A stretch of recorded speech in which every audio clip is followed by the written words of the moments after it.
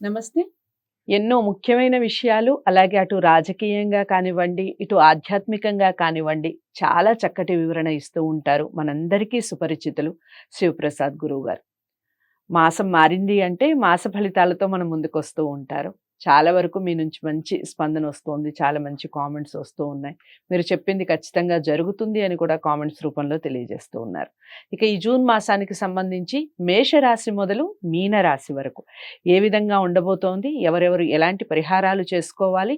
ఎలాంటి పూజలు చేయడం వల్ల మంచి ఫలితాలుంటాయి? ఏ రంగులు కలిసొస్తాయి? ఏ దిక్కులు కలిసొస్తాయి?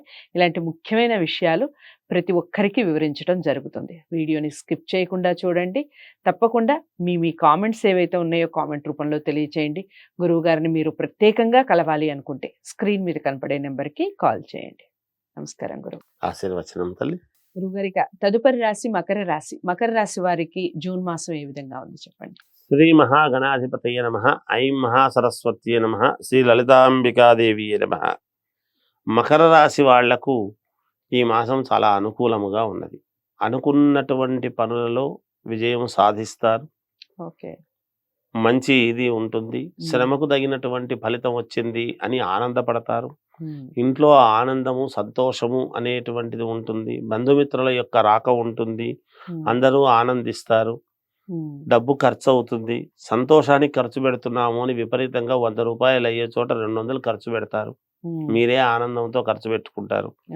ఉద్యోగం చేసుకునేటువంటి వాళ్ళల్లోనూ సంతోషం. ఏదో అనుకోని సంఘటనలు సంతోషంగా జరిగేటప్పటికి ఎవరికైనా సంతోషమే. ఉన్నతమైనటువంటి చోటికి ట్రాన్స్ఫర్ కావడం కానీ, లేదా ఉద్యోగంలో అప్గ్రేడ్ కావటం కానీ, ఇలాంటివి ఏవైనా కలగవచ్చును గాక. అయితే అనుకున్నటువంటి ఫలితాలు మనసులో ఎన్నాళ్ళ నుంచో ఉండేటువంటి కోరికలు నెరవేరటం అనేటువంటిది జరుగుతుంది. ఆరోగ్యపరంగా చాలా బాగుంటుంది.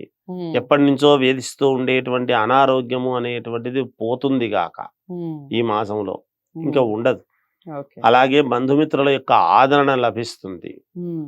వీళ్ళు ఉద్యోగం చేసేటువంటి చోట పై అధికారుల యొక్క ప్రశంసలు పొందుతారు. మేలు జరుగుతుంది.